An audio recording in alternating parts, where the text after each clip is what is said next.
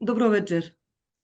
Добро вечер. Вечерва го представуваме збирката Раскази за бубачките, како што е на македонски, на Маша Колановиќ. Маша, добро вечер.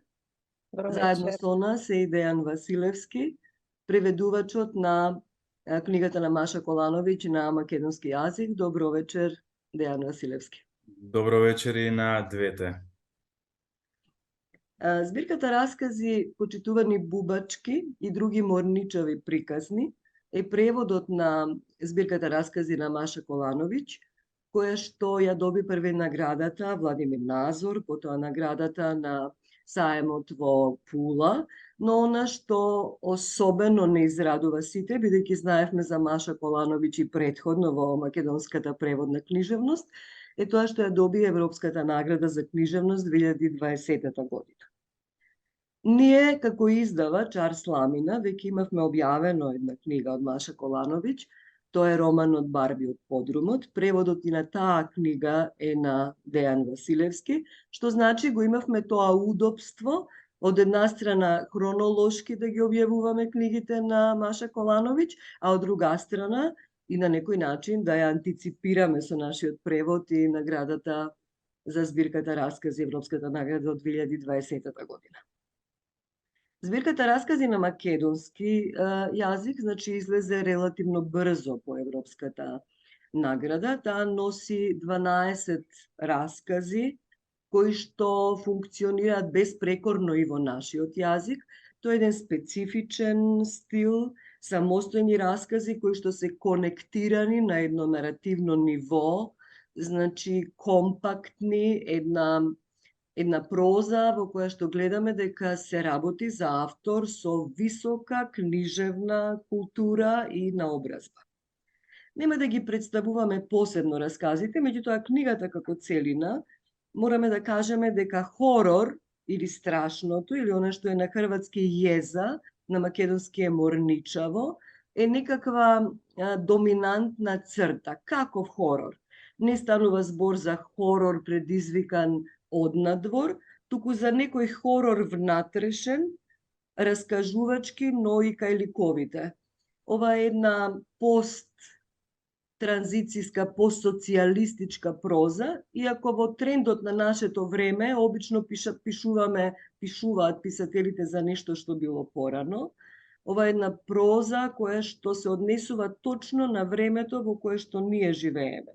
Културниот контекст во Хрватска и во Македонија не е дотолку различен за нам да ни биде тоа непознато. Значи, се пишува за хорор, за морничаво, сето време е тоа на една тенка граница со абсурд и сето тоа е многу лесно рецепцијски за потенцијалниот читател, сметам на сите сегашни држави што се од поранешна Југославија.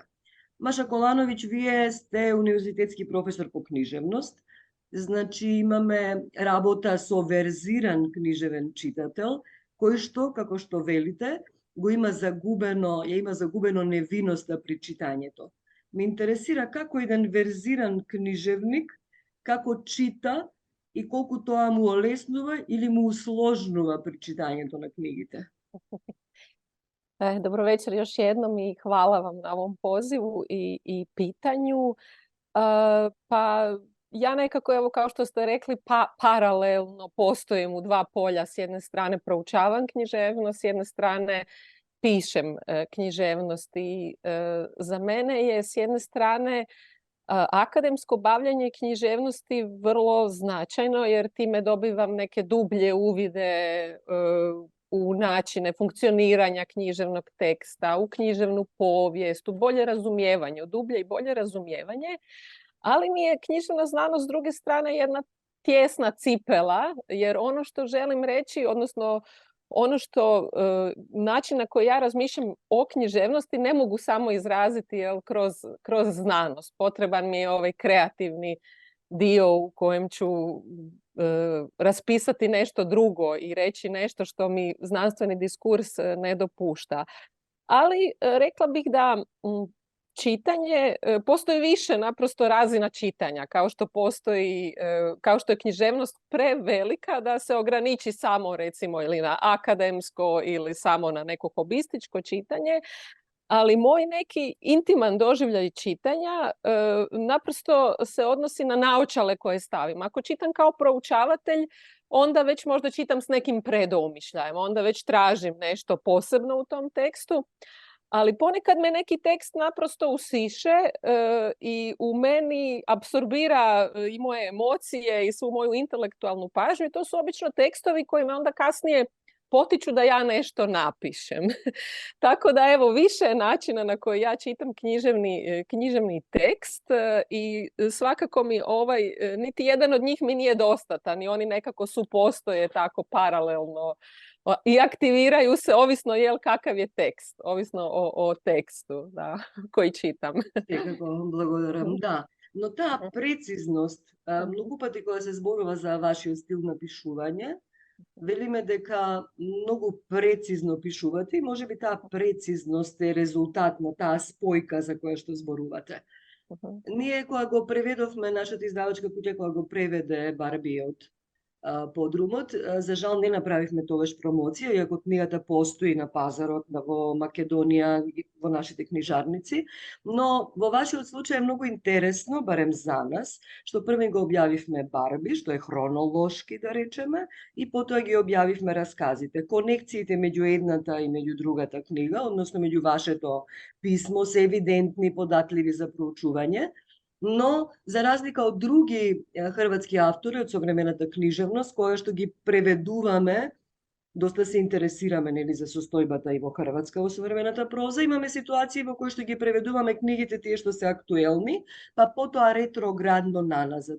Така ни се случи, например, со Кристијан Новак.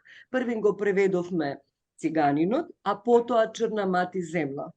Тоа не значи ништо посебно за контекстот, но може и да значи. Во вашиот случај има еден природен текст, значи прво Барби, па потоа ве знаевме и сега еве со збирката раскази.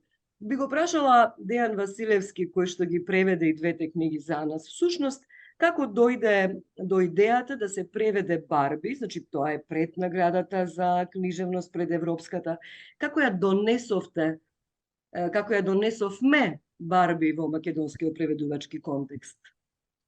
Па, идејата беше уште пред колку таму 5-6 години да најдеме некој хрватски автор кој ќе биде интересен и јас пребарував на интернет и најдов еден сајт кој се викаше бесплатни електронички книги, мислам дека Маша го знае тој сајт. Барајќи хрватски автори ми фати око на Барбиот подрумот, на Слобоштина Барби, оригиналниот наслов. И многу ме заинтригира книгата. На овој сајт што е електронички книги може бесплатно да се чита, бесплатно да се симнува во PDF и во некој друг формат. И јас се симнав неколку автори, меѓу кои и Маша, и потоа им ја предложив на уредничките од Арс Ламина дека е интересно четиво, дека е многу баш онака постмодернистички, женски постмодернизам што би рекол јас, кој е многу раритетен општо е раритетен женскиот постмодернизам, и ми ја предложив на нашите уреднички кои беа тогаш во Арс Ламина, кои баш онака се загреа за книгата. И од таму некаде почна процесот на запознавање на Маша, иако Маша и претходно ја знаевме во Македонија како име, меѓутоа не како нешто кое може да се прочита, како нешто што е веќе преведено.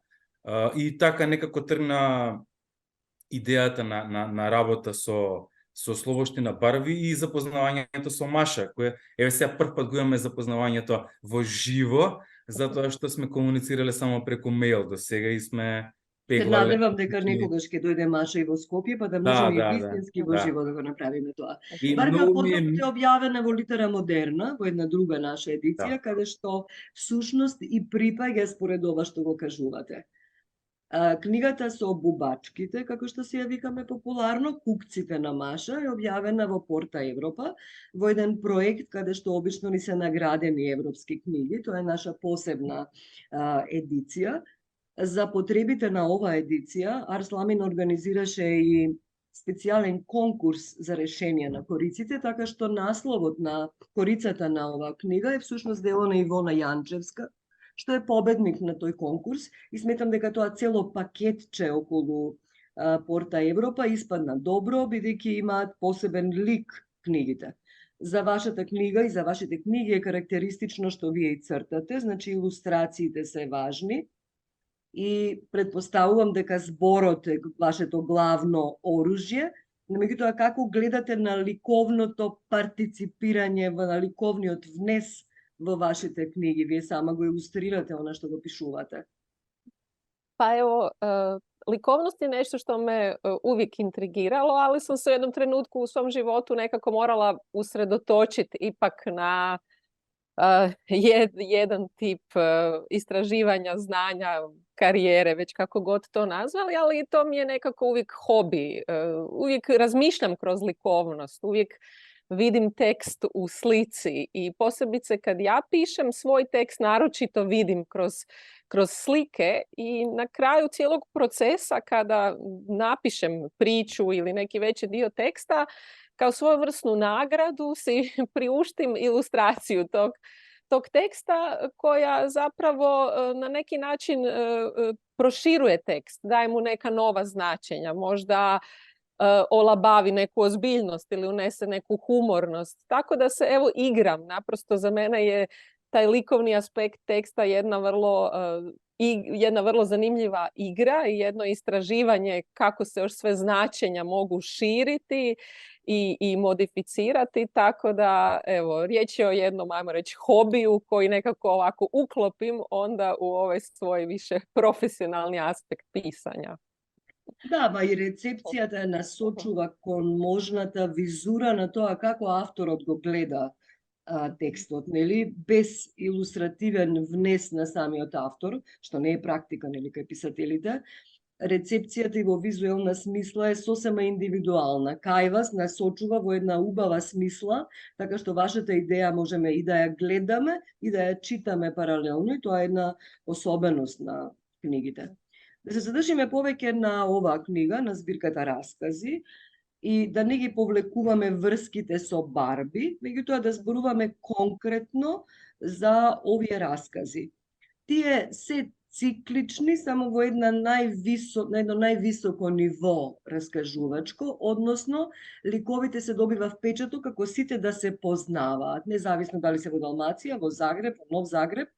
Се зборува за ликови кои во книжевна смисла се некако длабоко конектирани и може да се читаат, нели, како една состојба што е во Хрватска во моментот.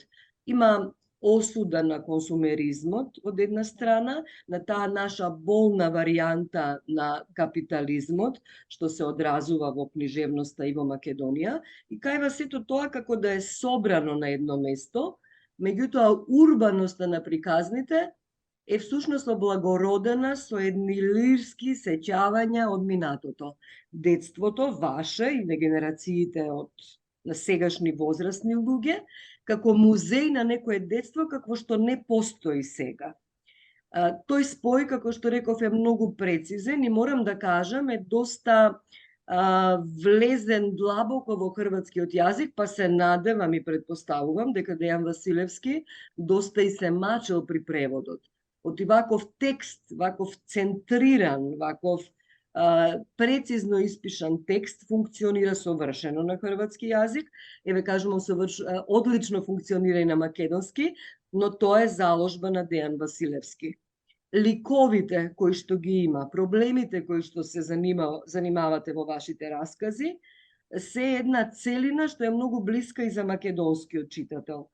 Значи, има раскази кои што се однесуваат на супермаркети, на таа консумеристичка култура, каде се преферира економско, тоа се запоставува духовното на човекот, па со телефони, па со фрижидер, па со клима уред, имплицитно се осудува технологија.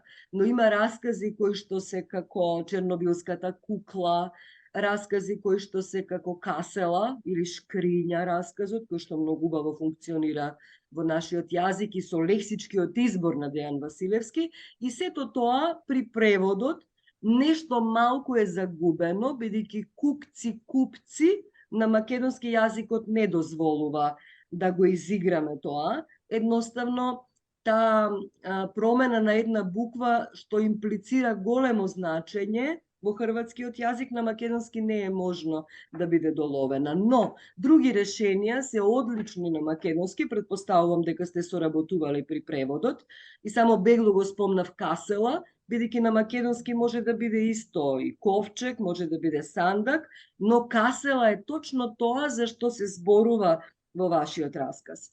Да зборуваме на јазично ниво, значи самиот превод на насловот на книгата е најдоброто можно решение на македонски. Дејан не инсекти, туку бубачки. Значи Да. не купци, го губиме купци, но сепак се решавате за бубачки, еден збор кој што е долг фонетски, меѓутоа е многу фреквентен на македонски.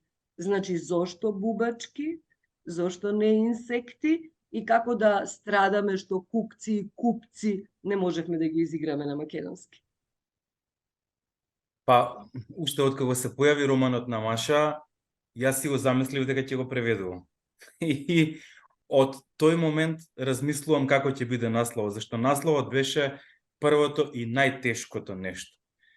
Знаев дека е играта кукци и купци, ама едноставно не можев да го решам. И до ден денес се уште мислам како да го решам насловот, иако книгата е веќе излезена. Во однос на оно што беше внатре, бидејќи во книгата има многу бубачки, има многу инсекти, има многу бубашваби и лебарки. Најблискиот превод да направам една симбиоза на оно што е внатре и насловот ми беше да играм со бубачки и бубашваби, затоа што го поставив коренот на бубата.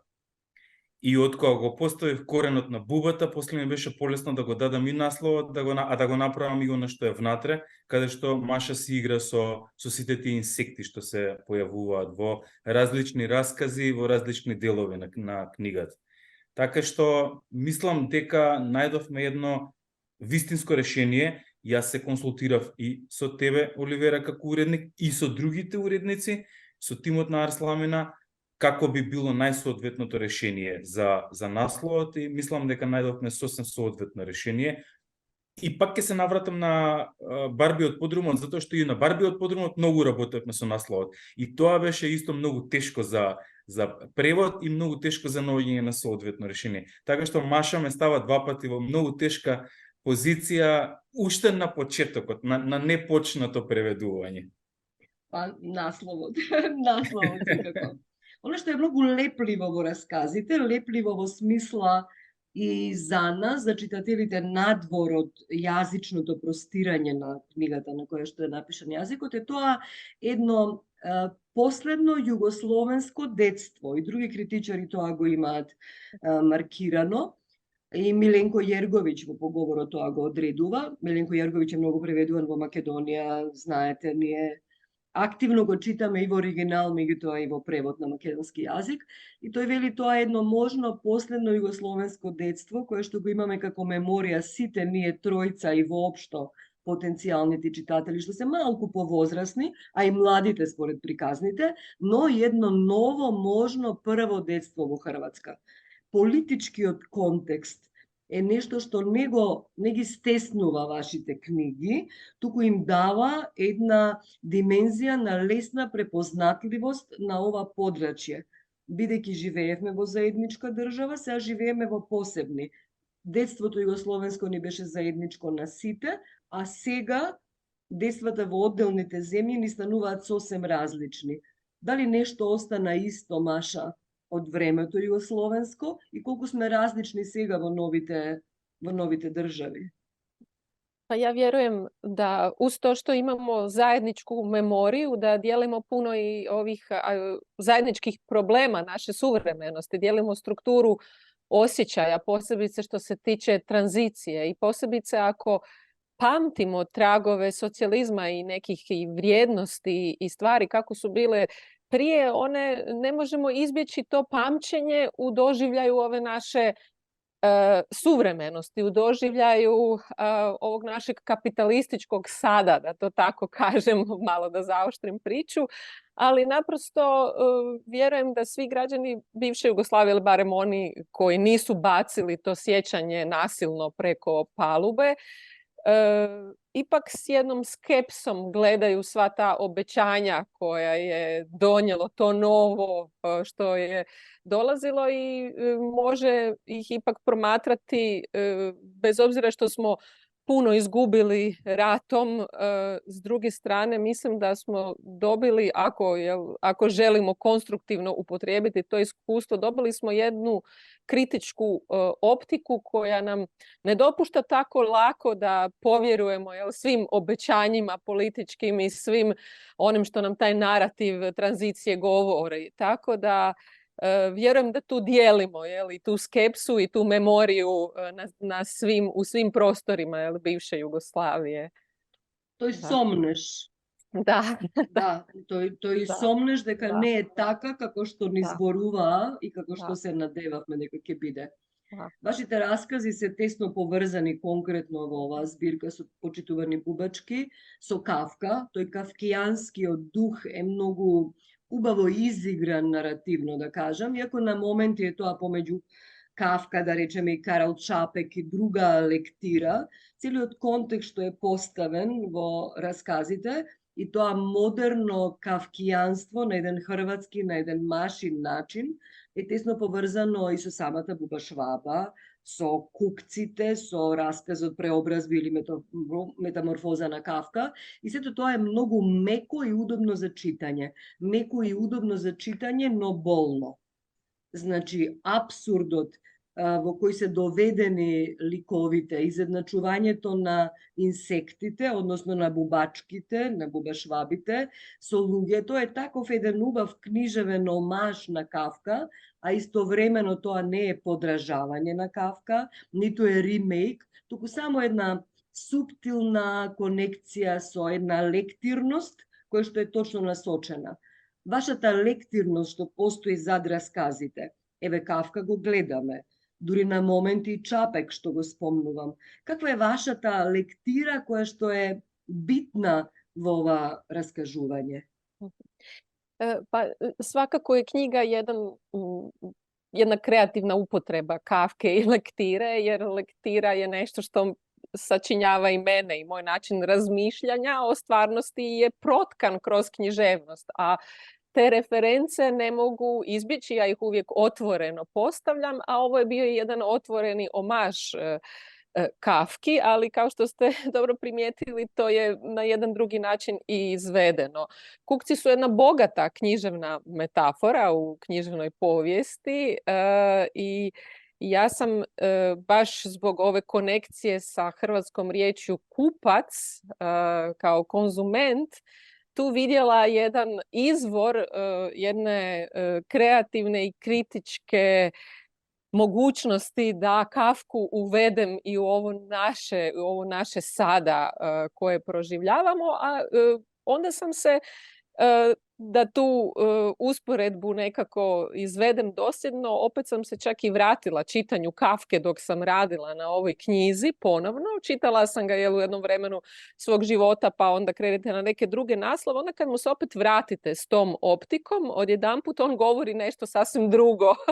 A to je ono što je po meni zapravo klasik. To je ono što je po meni kanonski pisac. To je onaj pisac koji je uvijek aktualan, koji može, bez obzira u kojem je vremenu pisao, nešto reći zanimljivo i u onoj suvremenosti u kojoj ga se čita. I meni se čini da je Kafka puno toga važnog rekao i u našoj suvremenosti, tim više što je njegov diskurs dovoljno više značan da se može puno toga upisati. On je pomalo misteriozan i mističan pisac, ali zapravo onda je podatan, ja bih rekla, i za ovakve različite upotrebe. Tako da definitivno je Kafka tu prvi najvažniji lektirni naslov. Svakako tu je Čapek. Ja uvijek nekako apostrofiram i meni jednu od zapravo najdražih spisateljica s ovih prostora. To je Dubravka Ugrešić, koja isto po svojoj kritičkoj, opet ludičkoj optici pisala o svim promjenama koje su se događale, tako da evo sve zapravo ono što čitam i što volim uvijek nekako ostavi neki trag i u mom pisanju, ali ne doslovan trag, nego provučen kroz neki moj filter. Evo. Това се големите писатели кои Да. ова всушност зборуваме за универзализација, универзално читање и вон Мгм. контекстуално и вон темпорално на големите писатели. Мгм. Во вашите раскази се засегаат теми на еден начин на кој што не сме научени да бидат третирани во нашите современи книжевности. Конкретно алудирам на расказот Бегство, на проблемот за мајчинството и критиката во Хрватска, еве и критиката во Македонија и првичните читања, забележуваат дека има навистина една крајно отворена и оригинална позиција на погледот на мајчинството. Нешто многу слободно, многу отворено, многу вешто и прецизно раскажано. Моделите за мајчинство ги имаме во традиционалната книжевност, во историја на книжевноста, па имаме едни доста смели погледи на мајчинството во современата, би рекла дури и помодна проза, во една постфеминистичка интерпретација. Меѓутоа, вашата тема за мајчинство што е обработена во Бегство е нешто многу впечатливо, нешто ново и различно, нешто помеѓу трендот на феминизмот и нивните позиции и нешто похрабро од она што сме научиле да го читаме за мајчинството.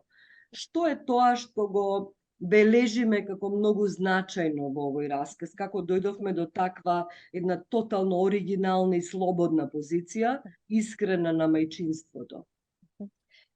Pa to je tema koja me zaokuplja kako na osobnoj razini, tako i na intelektualnoj razini. Majčinstvo je, ja bih rekla, još uvijek jedan veliki tabu suvremenog društva o kojem se priča na način da se o njemu priča jako idealizirajuće, jako uljepšano, a dok sve one teške strane, problematične strane majčinstva i žene koje se suočava s tom ulogom, kao doista ulogom, kao ne nečim što dolazi sad posve prirodno, spontano, organski, kako nas ti narativi nekako uvjeravaju, to sam htjela propitati tim pričama i ustaknuti nešto što zapravo postoji u razgovoru žena privatno, ali nekako ne dolazi na pozornicu javnog diskursa još uvijek.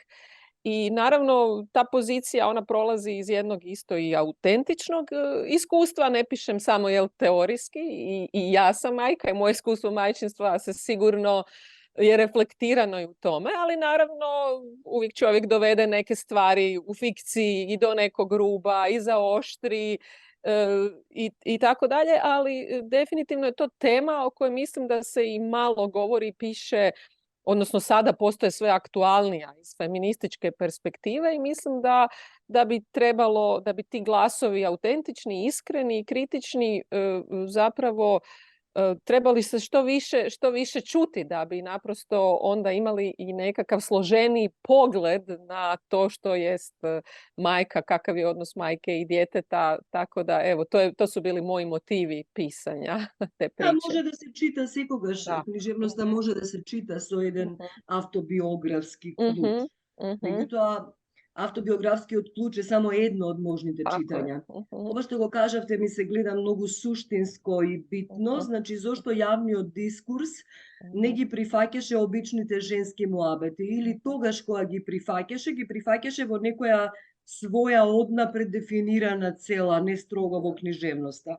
Тоа придвижување од обичните женски муабети во јавниот дискурс со толку книжевен багаж и со толку суптилитет раскажано, веројатно тоа е всушност значењето и она за што се фаќаме конкретно за овој расказ. Не го издвојувам како нешто посебно и естетски најуспешно, туку едноставно го издвојувам затоа што е необично во нашиот контекст женските муабети кои што обично одат на позорница, на сцена, на нешто што е тренд, на нешто што е лукративно во моментот. Не, кај вас, обичните женски муабети директно се катапултираат во висока книжевност во јавниот дискурс. Мгм. Да го вклучам Дејан и Машије, значи нема да го прашувам за мајчинство, меѓутоа за преводот повторно. Еве Дејан, кажавме, те пофаливме дека добро се справуваш со јазикот на Маша при преводот, дека одлично звучат на македонски твоите преводи на незиното дело, но ќе издвоиш ли некој расказ во кој што ти беше посебно тешко да го сочуваш она што го има Маша Колановиќ како стил? Кој расказ најмногу те измачи од бубачките во книгата? Кој од 12-те? Па јас мислам дека овој што го зборуваме сега најмногу ми измачи, зашто ја почувствував Маша дека внимавала не на секоја реченица, туку на секој делче од реченицата за да објасни одредени ситуации. Која е таа прецизност? Покрај тоа што се физички ситуациите се и психички ситуации. И мислам дека тука морав многу да внимавам во преводот и да бидам колку што можам попрецизен, но и да го адаптирам тоа на македонскиот јазик. А во однос на тежината на преводот, игрите со зборови како купци, кукци, како конзум и конзумент, затоа што кај нас е консумент и такви И не знаеме игри... за конзум, тоа е синџир што го нема во Македонија. Така е, го нема во Македонија, да. Потоа ме мачеа работи од типот на одредницата Балкан, например, што беше, и со Маша многу разговаравме во однос на тоа, затоа што географските и политичките одредби на Балканот не се исти, и она што на која алудира Маша и она кое ние го знаеме не беше исто, и тука многу имав проблеми дали ќе го погодам вистинското во преводот, и затоа во одредени ситуации морав многу да се консултирам со Маша. После повторно се вратам на истиот расказ, имавме многу големи проблеми со одредувањето на терминот за градите, например, на женските гради. Града, дојка, Тоа ќе титка. звучи во македонскиот јазик. Тука беше многу опасно кој термин ќе го ставам во приказната, и нема да кажеме што ставев, за да потенцијалните купувачи нека се изненадат кој термин сме го употребиле во приказната. И тука многу разговаравме со Маша и ги правевме нијансите што женската града и начинот на изговор во македонскиот јазик би означувал, за да бидеме најблиско до она што сакала Маша да го потенцира и да го каже.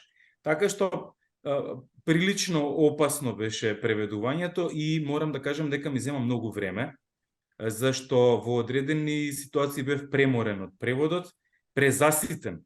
Нели? Мојата креативност беше презаситена и морав да одмарам месец-два, па повторно да се враќам на преводот и да го преведувам, за да направам нешто како што јас сакам да го направам.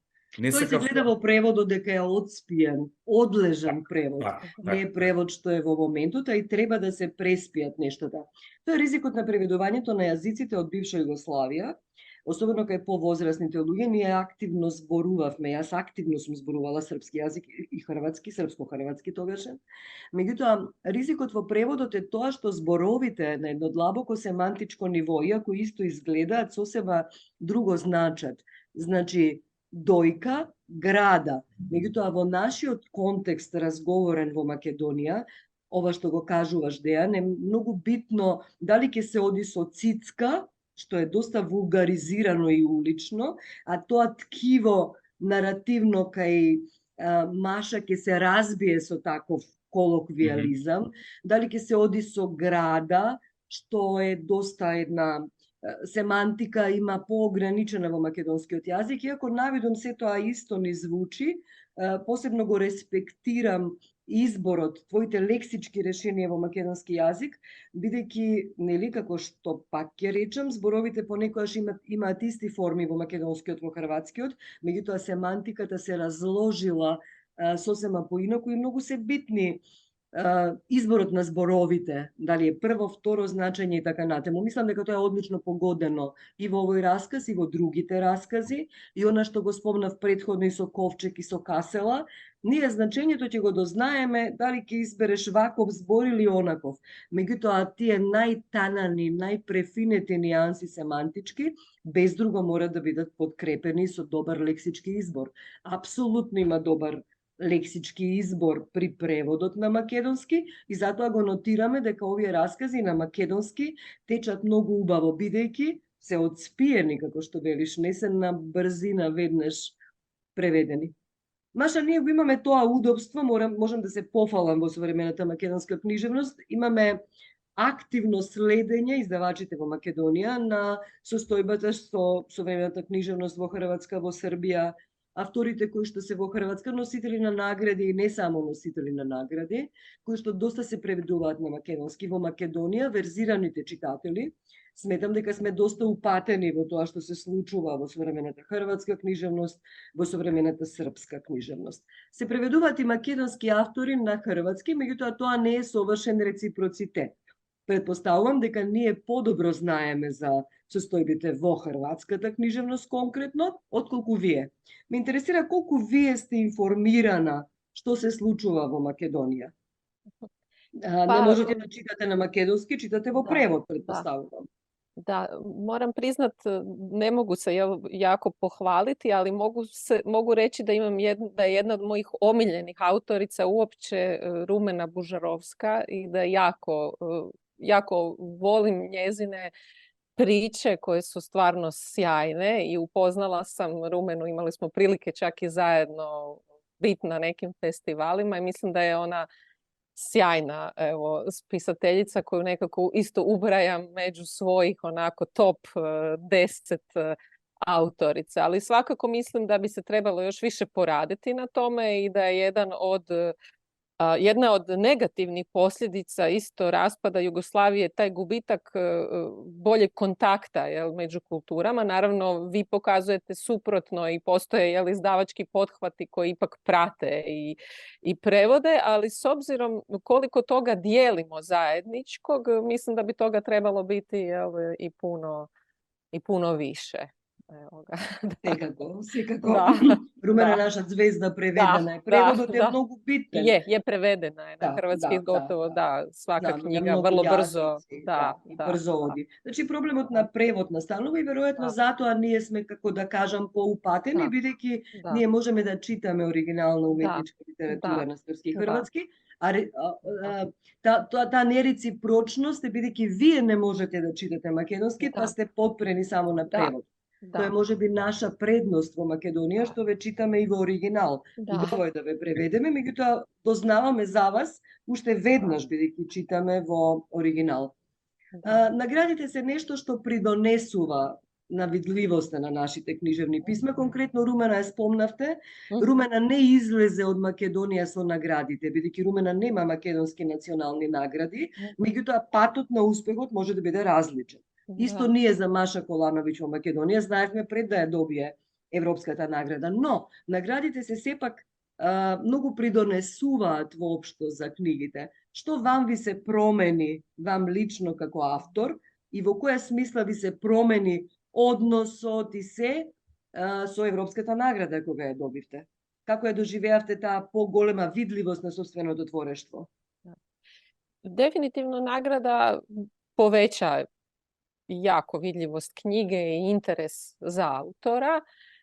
Ja, kako bih rekla, to je nešto što je onako bilo meni zanimljivo promatrati kao fenomen. Odjedanput se interes pojača, iako ja sam doista bio interes za knjigu i prije i zapravo meni jedna nagrada koja meni puno značila, to je bila nagrada publike Pulskog sajma knjiga, jer nekako kad ti publika da nagradu, onda to znaš da je nekako onako... A prije toga ti je ministarstvo dalo nagradu, Nazor.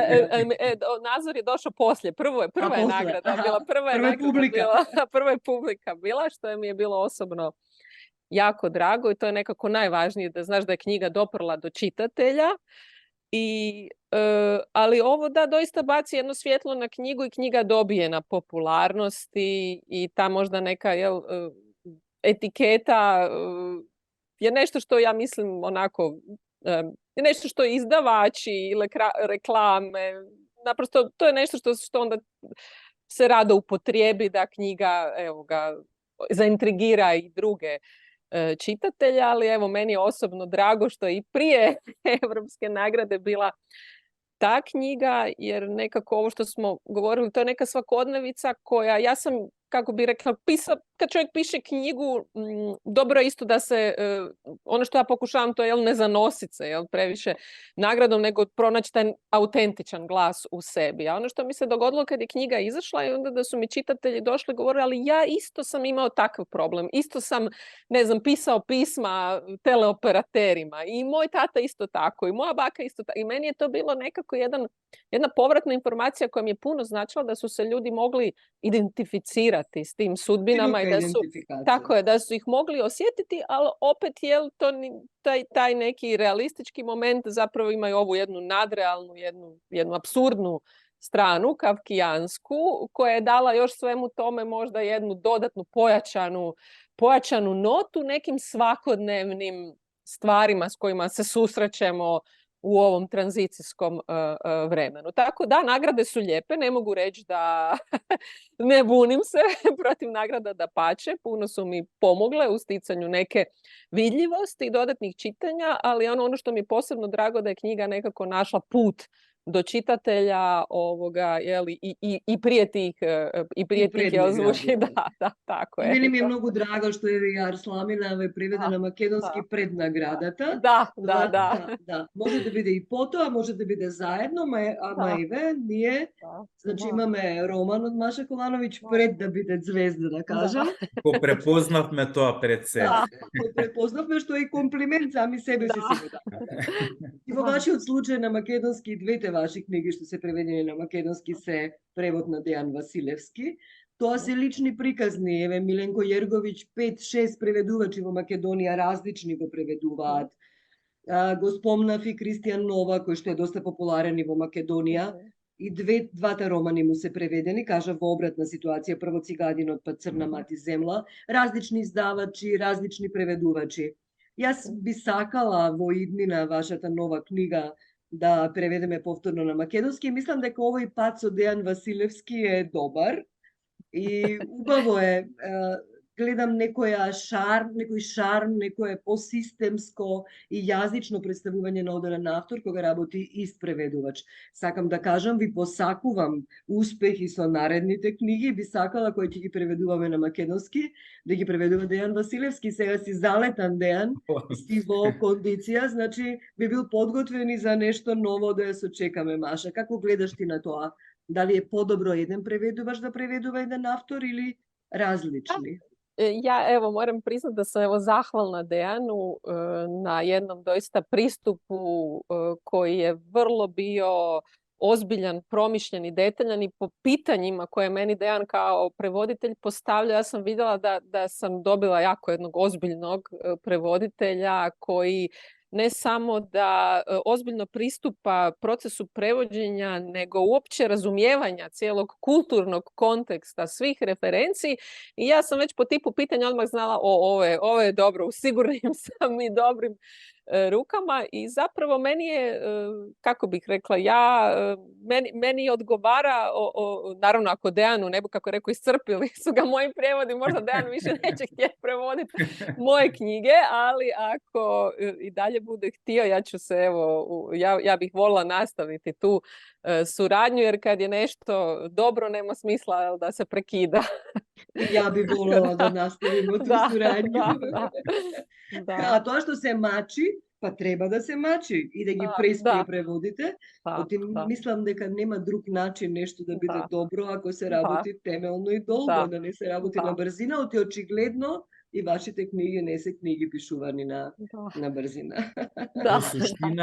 Во суштина, јас уживам кога ја читам, Маша. И мене од таа гледна точка веќе ми е полесно. Штом уживам во читањето, после тоа преводот вака така ќе пројде. Ќе помине. Може ќе се побачиме, ама задоволство е. Дејан е автор, Дејан и пишува и ова е становиште на човек што пишува. Професионален, само преведувач, предпоставувам дека помалку се секира дали нешто му се допаѓа. Но вистинските конекции, кога преведувачот е и автор, кога и уредникот е автор, кога има една друга аура во сето тоа, каде што уживањето некако произведува уште подобар производ тоа заедништво. Многу ви Да. благодарам, Маша, благодарам на времето. Ве поканувам во некоја прилика на едно гостување во Скопје. Мислам дека не сте имале книжевен настап Да. во Скопје, Nisam još, da. но може би Biće е прилика prilike, да дојдете, бидејќи Да, вашите книги да. се продаваат, ние уживаме во нив и би било убаво ова да го повториме и во живо. Ви посакувам успех Така е. и ја чекаме наредната книга. Hvala vam puno na pozivu i eto, ja se isto veselim dodatnom upoznavanju i suradnji, tako da hvala vam od srca. Ви благодарам уште еднаш, се Да. гледаме во наредна Да. прилика. Da. Поздрав! Hvala. Pozdrav, pozdrav. Ćao.